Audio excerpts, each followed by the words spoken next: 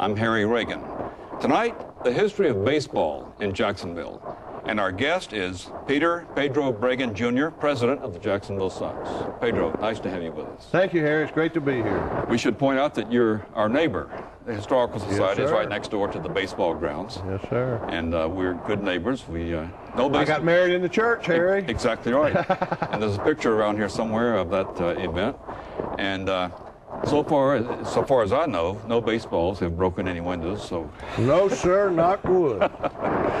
Let's talk about history of baseball. I was looking at your website, and baseball goes back a long, long way in Jacksonville. According to the website, 1888, Major League Baseball spring training.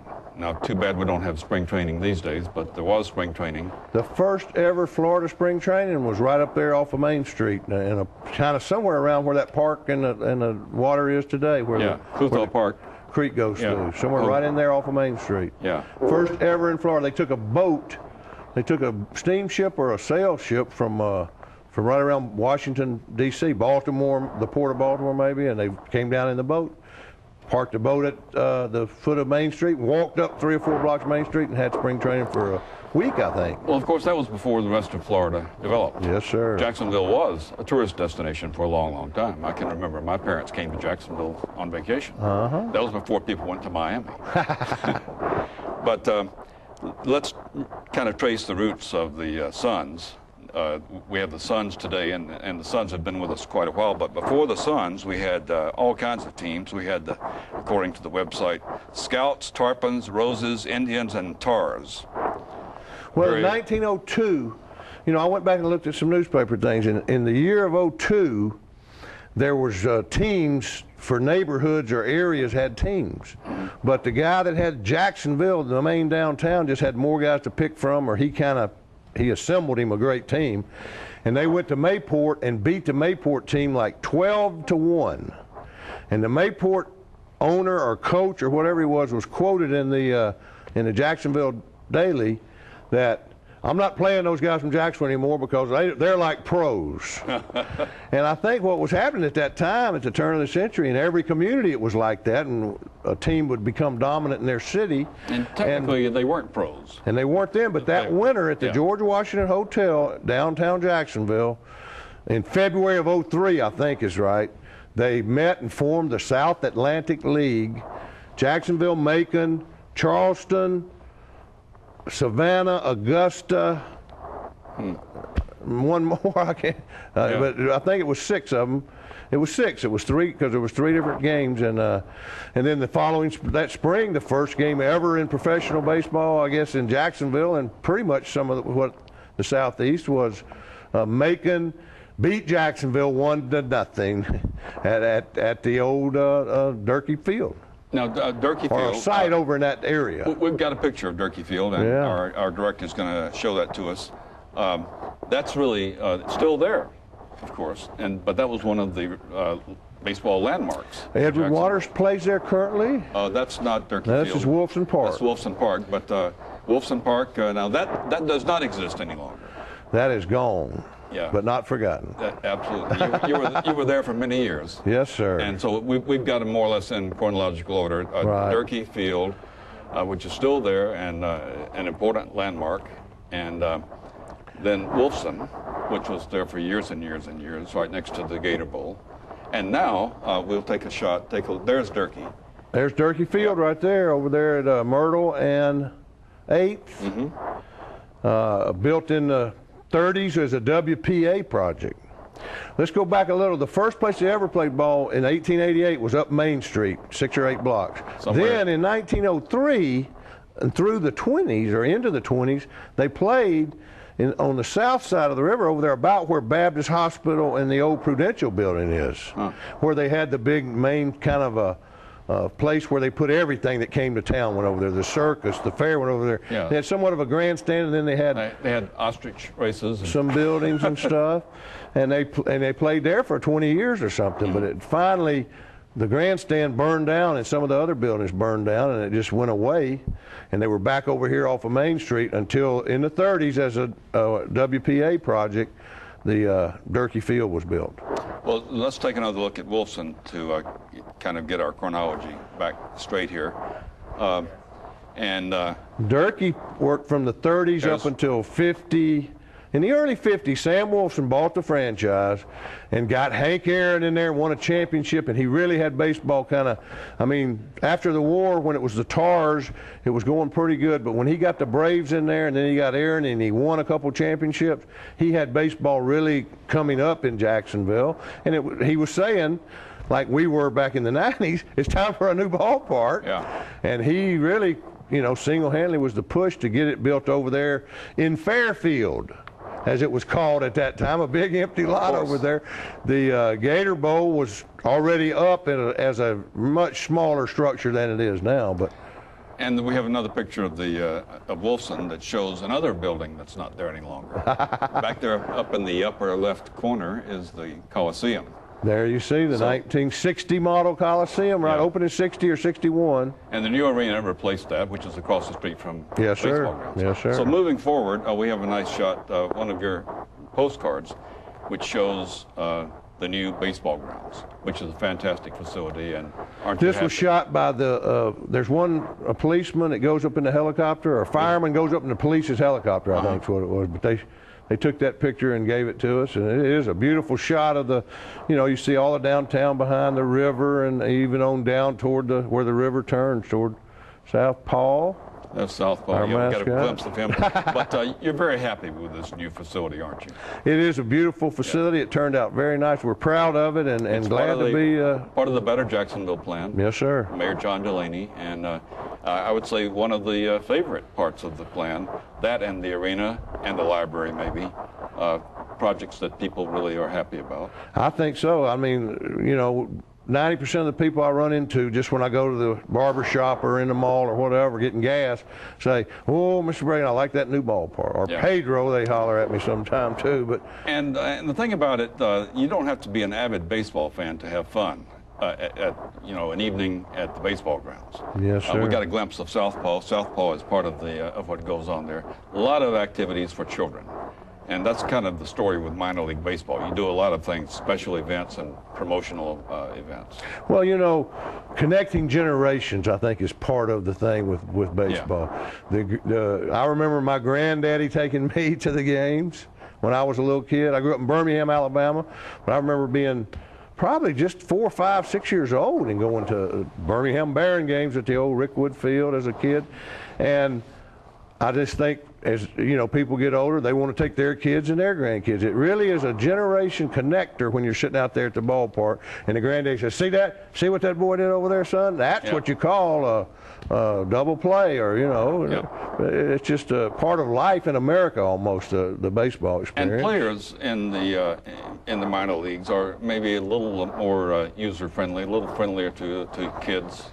You do a lot of events with baseball players giving tips to kids and so forth. Well, it's just, you know, a smaller facility, and it is a lot more accessible to get to the players. Our field is really, you know, where the players down that third base line, with the home team being in the third base dugout, is where anybody asks me about autographs, I say, if you just go down there, you'll get here early and go down there, you're going to get you some autographs, you know. Well, one of the things that I wanted to do, and I certainly don't want to wait and run out of time before we do this, you're famous for making many appearances at schools and doing Casey at the Bat. And in fact, we've got a picture of you doing this at schools, and you do a lot of them each year. I think last year I did 32 or 30, over 30. And there you are, and you have a Casey challenge. Well, what I do, Harry, is I challenge the kid. You know, I go in there and I try to talk to them about how important reading is. You need to be a good reader if you're going to be successful in life. But, you know, it kind of, they're like, yeah, we don't need to hear that. So I hold up a bat, one of these bats, and I hold up a glove sometimes, or I even done a shirt when we, you know, had some nice shirts. And I say, how would you like to earn one of these? Well, of course, they're all, you know, give me the bat now. And I challenge them then to memorize the poem, Casey at the Bat. And any student that memorizes the poem, then have your teacher call me, and I'll come back out to the school. Then they have to stand up in front of their classmates and recite the poem from memory. But then I give them their choice of the bat or the other item, you know. It's something I think in a small way, you know, it could help. When I was about the 3rd grade, I just stayed on the ball field every morning. I wouldn't go in when the bell rang. You know, there was a few of us trying to. And I had this red-headed teacher, Miss Sparks. She came out there and grabbed me by the ear and drug me up those steps into that grammar school. And she made me interested in reading, you know, when I didn't really, I wanted to just stay on the field and play. I was too much of a big kid, probably headed toward juvenile delinquency, but I feel like she helped me, and I think it's got to help some of the kids that I know. I've seen guys many years later come to the games and they say, you know, Mr. Bregan, you came out there and challenged me. It sure made a difference. It made me think different about reading. I'll say, well, were you one of the ones that learned it and earned the bat? And well, no, I didn't get it, but it did help me, make me think more about reading. So, well, you know, I think it's a helpful project. When we come back, Pedro Bregan and Casey at the bat. Stay with us. Welcome back. You're watching the Jacksonville History Show. We're talking about Jacksonville's baseball history, and as promised, here's Pedro Bregan with Casey at the bat. Casey at the bat by Ernest Lawrence Thayer. The outlook wasn't brilliant for the Mudville Nine that day. The score stood 4-2 with but 1 inning more to play. And when Cooney died at first and Burroughs did the same, a sickly silence fell upon the patrons of the game. A straggling few got up to go in deep despair. The rest clung to the hope which springs eternal in the human breast. They thought if only Casey could but get a whack at bat, why, we'd put up even money now with Casey at the bat. But Flynn preceded Casey, as did also Jimmy Blake. And the former was a Lulu, and the latter was a fake. So upon that stricken multitude, a grim melancholy sat, for there seemed but little chance of Casey's getting to the bat. But Flynn let drive a single, to the wonderment of all, and Blake, the much despised, tore the cover off the ball. And when the dust had lifted and they saw what had occurred, there was Jimmy safe at second and Flynn a hugging third. Then from the gladdened multitude there rose a joyous yell.